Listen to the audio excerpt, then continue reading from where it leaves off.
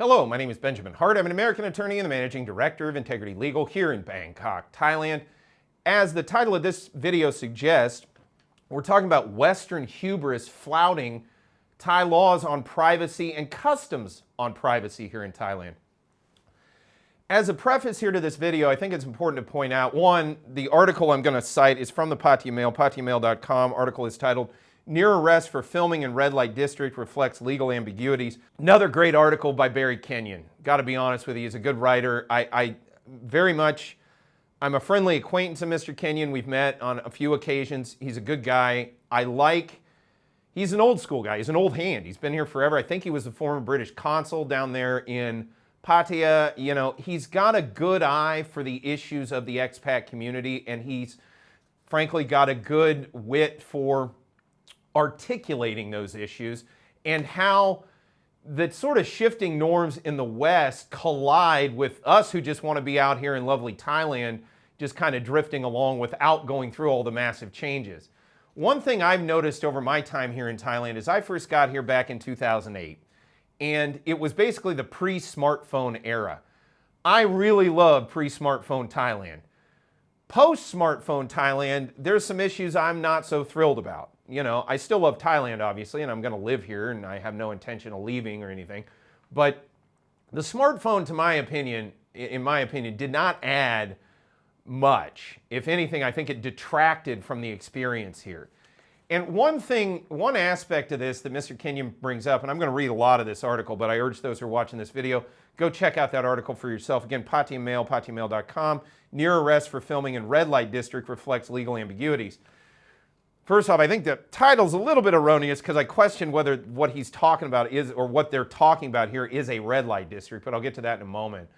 The issue, though, is, you know, I am personally sick and tired of foreigners coming over here and thinking it's okay to just film people without any kind of permission. We're not a zoo, as the thumbnail suggests, okay? We're not. You know, Thailand is different. It's one of the reasons people move here. You know, and say what you will about so-called red light districts, and again, so-called, I think it's kind of a misnomer to apply it to the place that we're going to talk about here in a moment. But okay, you know, maybe people enjoy, you know, I personally like chicks in bikinis, okay? I'm sorry, call me whatever you want to call me. You know, I occasionally like a cold beer, although recently I'm cutting back on that because I'm trying to lose weight and, you know, but I like having a cold beer and looking at chicks in bikinis. Sorry, sorry, not sorry. You know, the point I'm trying to make is, what gives anyone the right, and this is what I have a problem with the term that I've brought back up out of sort of the depths of history on this channel, glasnost.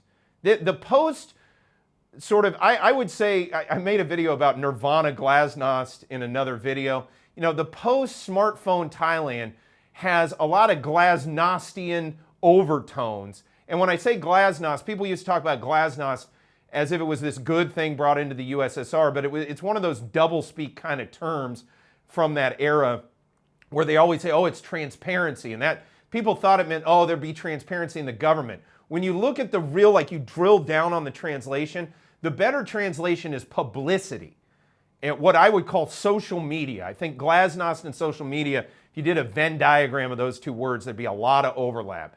Social media is not necessarily a good thing, you know. And people that, you know, there are basic norms of privacy here in Thailand, and they should be maintained. And there are laws in place, as we've discussed in other videos, that maintain them. And I really hate the Western hubris of people that come over here and think they can just, oh, I can just film you doing whatever I want. It's my right. No, it isn't. No, it isn't. You know, people should be able to enjoy themselves out in public without the fear of being filmed doing whatever it is they're doing. You know, within reason. And we're not talking about lewd acts in public or anything like that. We're just talking about people who maybe, you know, there's a lot of bars and restaurant areas and things of this nature, and I wouldn't even classify all of them as red lights, where you're going to have, you know, like Hooters-style dressed women, where guys are going to be drinking beers, and they don't necessarily want to be filmed in that environment. And it's perfectly reasonable to want that. Also, I am sick and tired, and this is a Western thing that's increasingly being pervasively foisted, in my opinion, on Thailand, this notion that privacy is somehow inherently wrong. You know, we've seen it in banking. Oh, we got to know everything about your banking. We got to track and trace everything you do through the digital tokens that we can tell you where to spend them and how to spend them, and we can turn them on and off. Well, we're also seeing an erosion of that privacy in this glasnostian, you know, we can film you anytime. You know, and again, it's contrary to Thai law. You don't have the right to film people without their permission. It's also contrary to basic notions, basic customs of Thai privacy as well. You know, you don't have a right to just film people, as we'll get into, for any reason, without their permission. That said, quoting directly, English reality television personality Zara McDermott says she had a petrifying brush with Bangkok police when she was filming her new BBC documentary, The Dark Side of Paradise. Well, first of all, who asked you to come over here and make that?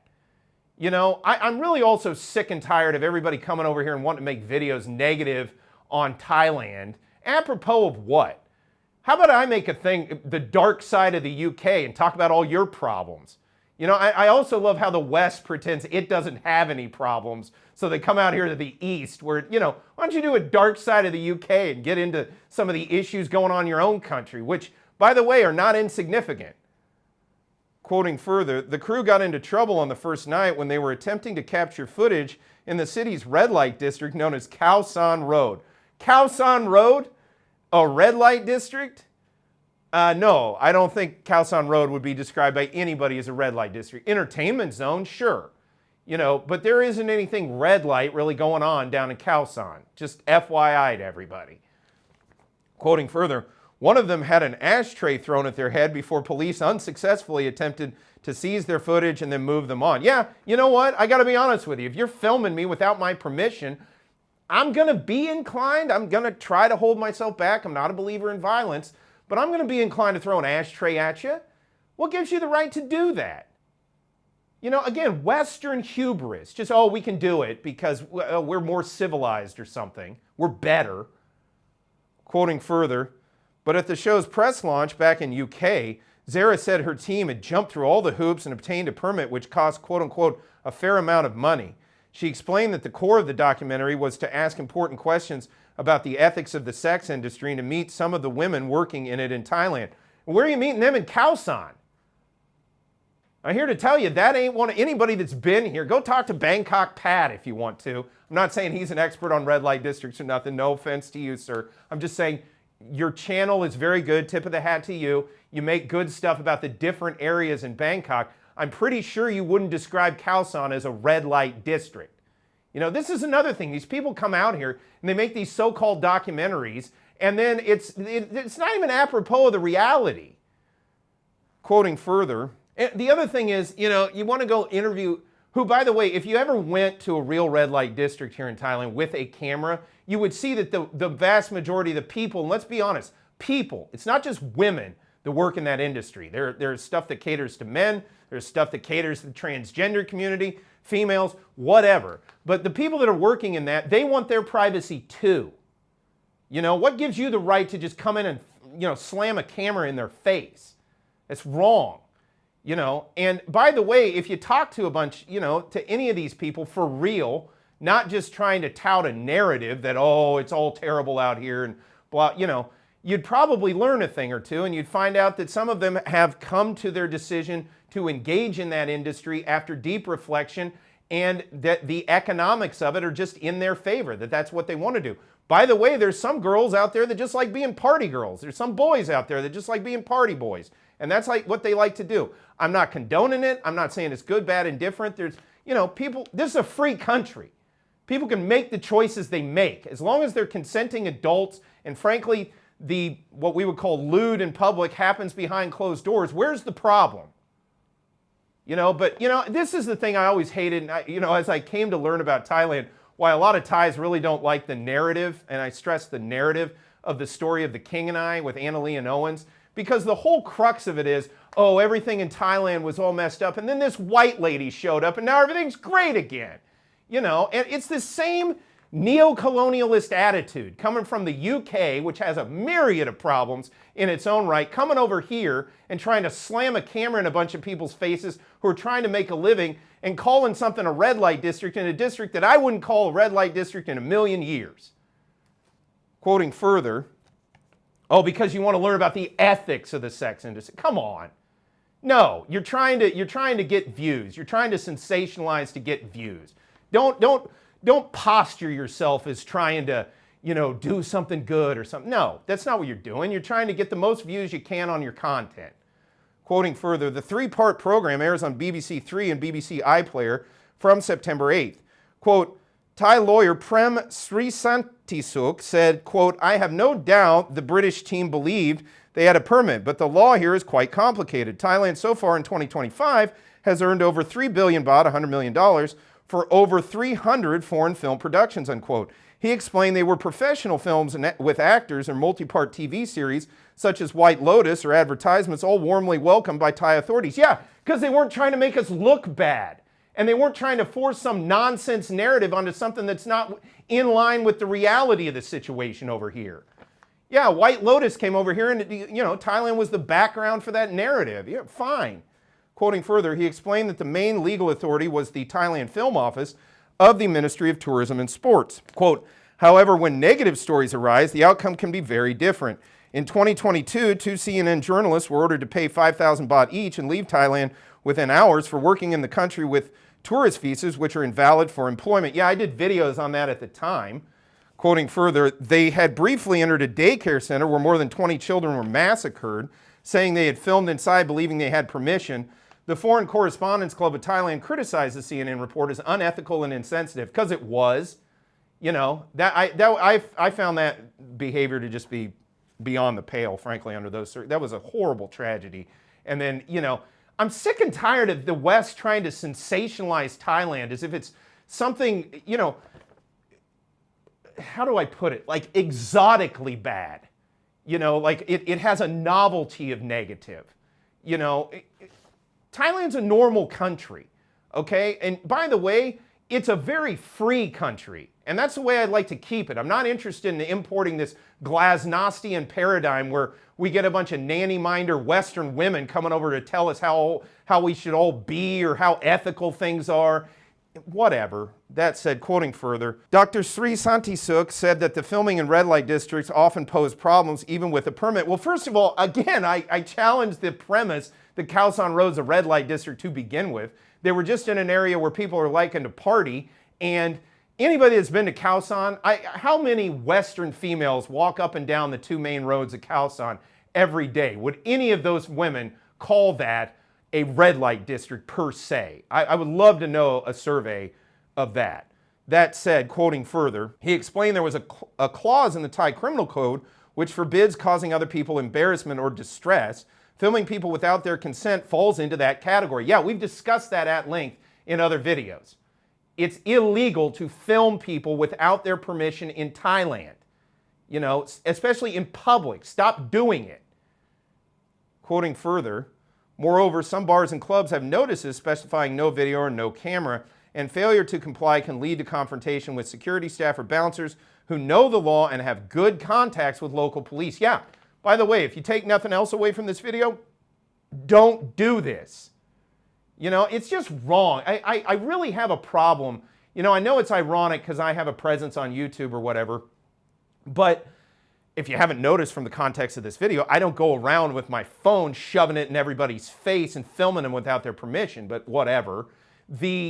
But I really do have a problem that it's somehow become okay in this world that you get to film people even though they didn't give you consent to do that. And where the level of entitlement comes from that causes a person to think that's all right, I don't get that. That said, quoting further, and again, if you take nothing else away from this video, understand, look, if you do that in certain places, you're going to have a real problem. And you may end up in a problem that you're not going to be able to solve, and you're not going to be able to have a brush with the way this person did. No, instead, you're going to have a problem that's going to be solved right then, right there on the street. That ain't fun. Quoting further, the Ministry of Culture, meanwhile, has pioneered a bill this year to deregulate and modernize Thailand's film industry. Oh, great, another one of these initiatives from this amazing government we've had the past few months. It specifies that production houses will no longer need a license to film in the country. I don't want that. As a Thai, I don't want that at all. I want these people to have to get licenses to come film in this country. It's not their country. It's Thailand. The name's on the door when you come in the country. Thailand. Quoting further, instead, they'll be required to notify the Thailand Film Office of their production costs and to submit material to private sector professionals to rate the content. However, the bill became bureaucratically stuck during recent parliamentary... I love bureaucratically stuck. No, maybe it's not the will of the country through our parliament to see this enacted into law and change the system from what it already is. Quoting further, and constitutional upheavals in Thailand has not yet seen the light of day. Well, I hope it doesn't. That said, quoting further, a spokesman for Pattaya Police said, quote, when we get requests to film, for example, in Walking Street, we require foreign camera users to get a permit and bring along a Thai intermediary who can speak to police officers or bar staff if problems arise, unquote. And this is a crux of, again, I think why there was a brush with problems here. The intermediaries are popularly known as fixers, though none appears to have been deployed in the Zara case. That immediately led to language difficulties and misunderstandings. Oh, so some Western woman in her entitled mind said she got to come over here and film people in their off time, doing what they want, film people in the privacy of their own lives, and she didn't even think she needed an intermediary to speak the language of the country that she's in. You know, I am sick of this hubris driving problems arising in Thailand, because that's the crux of it. Western hubris of some woman who thought it was okay to come over here and film people who just want to have a good time in their off time and make a big issue of it as if they're in a red light district, which in my opinion is a gross misrepresentation of the fact of the matter. You know, if we're talking about Khao San Road exclusively here, and I don't know the end product of this content, but if that's all we're talking about, that to label that as a red light district is a material misrepresentation in my mind. And anybody that's ever been out here or lived here knows that. It's a tourist area. Yeah, it's primarily geared toward young people, and there's a lot of dance clubs and things. But I'd love to see a survey of all the foreign women. Let's make it foreign women who are in Khao San Road at any given time and see what percentage of them believe that that area is a red light district. You know, this whole thing is just nonsensical to me, and it exemplifies how this Western hubris, when brought over to Thailand, causes nothing but problems.